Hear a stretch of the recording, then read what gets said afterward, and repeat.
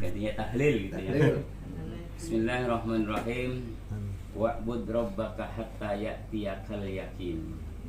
Wa'bud, dan beribadahlah kalian atau beribadahlah kamu hatta sampai yatika datang kepadamu al yakinu.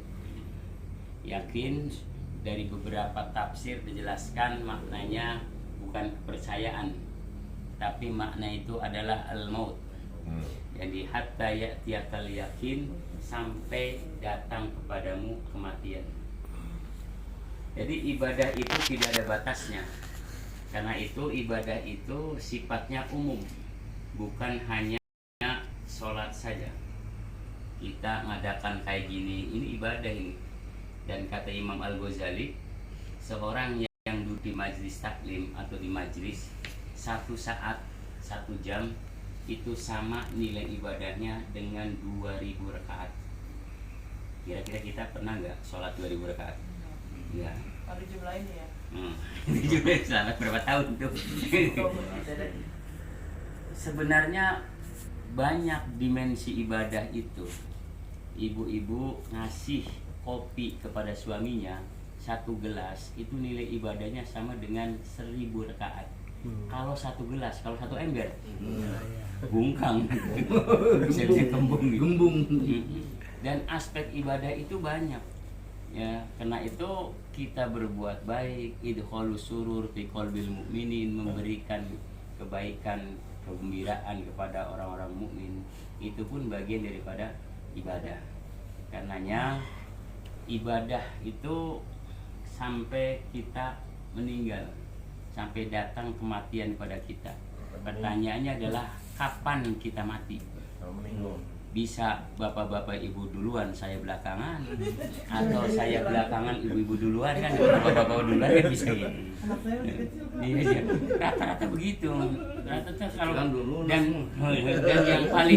yang paling kita bayangkan ketika kita sakit apa? Bayanginya mati. Bagaimana kalau kita mati, hutang masih banyak, anak belum pada selesai, ya kan? Terus suami kita nanti bagaimana, istri kita bagaimana? Itu yang ada pada diri kita. Dan bayangan seperti itu pasti ada. Nah itulah, karena itu persiapan kita untuk menyebut sebuah kematian itu adalah dengan ibadah sebanyak-banyaknya, sebaik-baiknya. Karenanya kita tidak tahu kapan kita akan mengalami sebuah kematian. Tapi mati secara alami banyak cirinya. Pertama, rambut udah pada, saya nggak nyebutin ya, nggak nyebutin loh. Kenapa tidak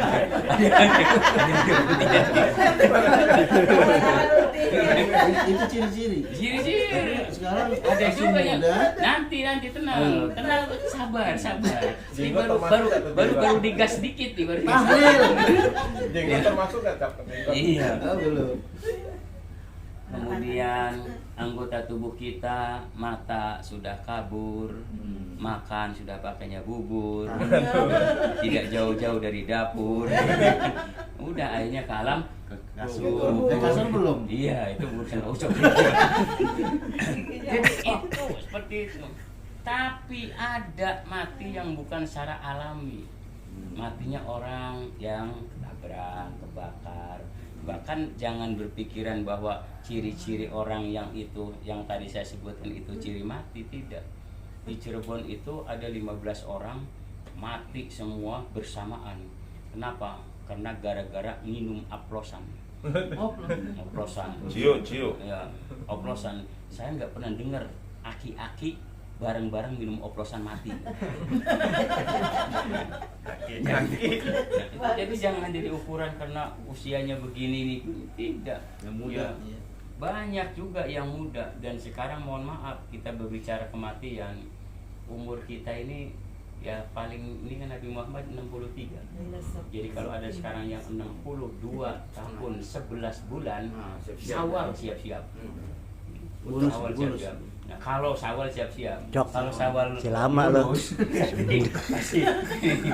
Si muda. Lewat berarti ekstra. Deket deh. 60, 70 aku Iya, masih karena 55. umur umat Nabi Muhammad antara 60 baina sitin wa sab'in. Itu masih lama. tapi maafnya ini sebenarnya saya bongkar ini Rahasia. Lu tahu berapa orang? Sebenarnya yang akan saya bicarakan ini akan nanti kultum saya di UIJ sebenarnya. Oh, rahasia dong ya. Nanti kita ketahuan. Tolong Saya bantu mau- ya, bantu ya, Hah? bantu ya. Ini rahasianya dibongkar. Iya, saya dibongkar. Tolong bantu Iya. ya. Kalau ujian nasional kok ngebongkar jawaban tuh dosa. Ya, ada yang nggak dosa. Oh. Itu pertanyaan malaikat mungkar nakir. Oh, oh. Pertanyaannya, jawabannya dibongkar sekarang boleh. Itu makanya. Jadi dunia itu nggak adil. Jadi nggak harus yang itu nggak boleh. Itu pertanyaan malaikat mungkar nakir kan nanti kan. Benar, Iya, ditanya. tapi dibongkar oleh para ustadz. Betul. Ya kan, Oh. bocorannya. Jadi ngebocorin soal nasional nggak nggak dosa. Mestinya ketika membocorkan pertanyaan mungkar nakir kena pasal itu. Iya. Kena pasal sama dengan membongkar ujian Nasional. Iya, Itu. ini pertanyaan mungkar nakir yang nanti yang kita tidak tahu di sini jawabannya. Tapi kan bukan itu yang menjawab. Bukan. Amal kita yang menjawab. Oh. Maka disitulah wa'bud rabbaka hatta ya'tiyakal Kayaknya pertanyaan kita. kayak Ustadz Baha nih. Selama kita di dunia, bertanya sudah sejauh mana kita ibadah. Kalau sudah ibadah, sejauh mana kesahan kita dalam beribadah. Setelah itu, sejauh mana diterima dan tidaknya ibadah kita. Sejauh mana keikhlasan kita dalam beribadah. Kalau di skripsi nggak boleh pakai kalimat pertanyaan sejauh mana. Jauh. Nah, jawabannya jauh banget ini. Tapi saya lihat di skripsi itu sejauh mana pengaruh. Itu nggak boleh tuh. Bagaimana pengaruhnya Coba gitu. lihat skripsi. Ya, kamu skripsi termasuk dalamnya kan ada ya. Sejauh mana kan? Nggak boleh tuh. Sejauh mata memandang. Maka menurut saya kalau ada orang menerjemahkan man soma ramadhana, terjemahnya itu jangan barang siapa. Kalau kita terjemahan man soma barang siapa, yang di belakang barang saya. Ya kan? Kacau itu. Maka man itu artinya siapa aja. Siapa yang berpuasa jangan barang siapa. Nanti yang di sana barangku, wah kan bahaya kan? Maka siapa yang berpuasa, siapa yang melakukan kebaikan, siapa itu pakainya siapa, jangan man itu barang. Nah, itu hanya ini aja ya. Iya. Sedikit kan lumayan kan dapat ini kan ya. Betul. Tuh orang Belanda pakai itu tuh barang siapa. KUHP isinya begitu mulu tuh. Oh, nah, karena itu tadi. Mansoma. Iya. Itu ngaji sama Pak Thohir ya, nggak Iya. pakai barang. Untung iya jangan pakai barang. Saya nggak pakai barang, saya ngomong ini. Karena barang saya barang itu. Iya. Untung dia nggak pakai mic loh. Kemarin dia bilang mau mic-nya nggak bisa dicabut katanya kemarin. Kalau nggak dicabut Pak, kejauhan susah. Harus Dan dicabut. kenapa, maaf ya, kenapa laki-laki itu kalau ngutut gede? Karena antara golongan ini sama mic. Banyak. Nggak ada sound systemnya ya. Iya, jadi itu makanya gede-gede. Apa itu? Karena antara mic dengan itu dekat gitu. Kalau perempuan kan kagak ada kan, ada mic ya, makanya kentutnya kecil-kecil. Nggak ada pengeras suaranya ya. Udah ya. Pakai tes halo gitu. Gue baru kebayang tahu. Baru kebayang ya. Nggak usah dibayangin, dipikirin. Karena saya ngomong juga nggak pakai pikiran lagi. Saya nggak pakai mikir ngomong ini, seadanya aja saya. Gitu. Udah ya, gitu aja. Terus. 2 menit lagi. Enak emang gua tukang parkir apa? Nggak mau disela nggak masalah itu, masalah bocoran. Oh, bocoran. Tambah Iya. rumah doang. Terus siapa? Artinya begini Pak Tahir. Amplopnya kena 2 dong Bang. Gue udah nyiapin 1 amplop. Dia sigarannya belahan aja di belahan. Ya, Belum tahu original nih. terusin dong. Terus. Yang Ya tadi kan walaupun rahasia bahwa kematian itu rahasia, tetapi kan bocoran tadi pertama sudah, tetapi di dalam hadis juga ada bocorannya tentang kematian itu. Karena kamu nggak tahu, ada 3 rahasia yang dibocorkan.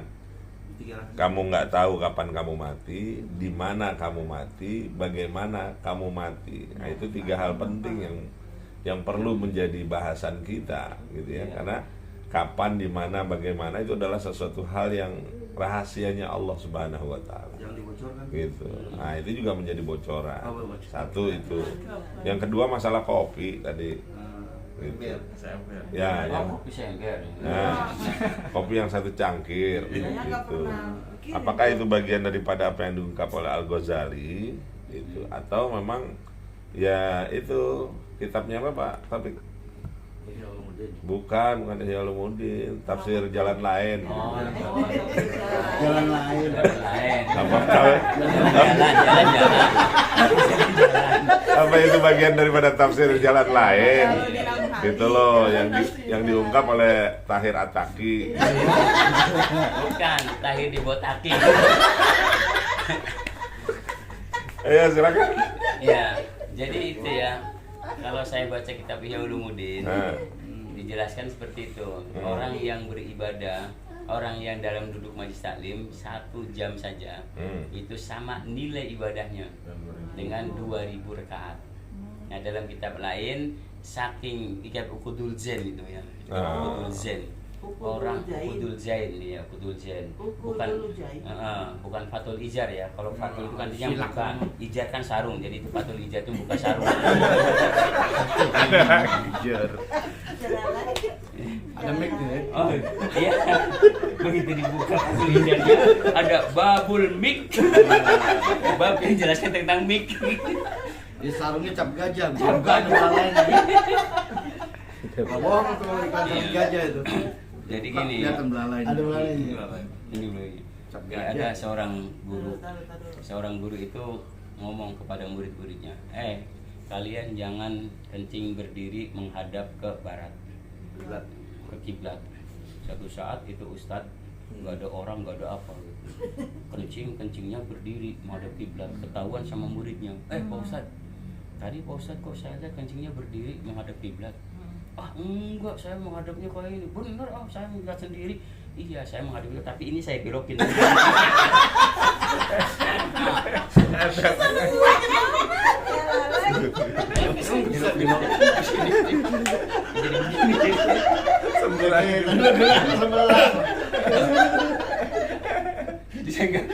Yang menghadap Ini dalam kitab jalan lain. Jadi nggak melanggar. Ini dalam kitab jalan lain. Enggak, itu mah perjalanan, jalanan gitu. Kitab jalanan itu mau kitab jalanan. Tadi sampai mana tadi? Serius nih. Serius sampai mana tadi? Mikrofon dibelokin. Jadi kamu bilang gitu. Jadi hatta ya kan yakin. Betul. Kematian itu tidak ada yang tahu. Tapi ada sebab. Al-mautu wahidun wa asbabuhu mutafarriqun atau mutanawwi'atun. Mati itu satu. Tapi sebab kematian itu banyak. Ada sebab orang mati karena ketabrak. Ada orang mati karena jatuh dari pesawat. Ada yang mati Lagi ngerokok. Ada yang mati lagi dikir pakai remote. Begitu ada serangan angin duduk mati. Angin duduk aja mati, apalagi angin jelalatan. Angin duduk aja bisa mati, apalagi angin jelalatan kan. Lebih itu. Ya. Nah itu hati-hati itu kena seperti itu. Jadi kita tidak tahu kapan. Nah, karena manusia ini begitulah, sudah ditentukan kapan akan ini kan, di mana akan matinya. Tapi arti ayin tamut gitu ya. Di mana kapan tuh nggak ada yang tahu.